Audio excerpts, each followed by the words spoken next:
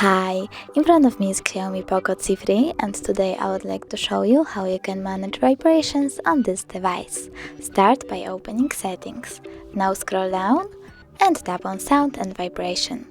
Scroll down again and click on the switcher next to Vibrate Focus to enable or disable it. You can also click on the switcher next to Vibrate in silent mode to enable or disable vibrations while device is muted.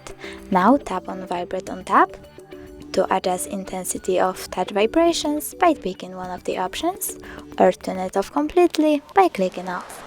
Thanks so much for watching. If you enjoyed this video, don't forget to leave a like, comment and subscribe. Bye!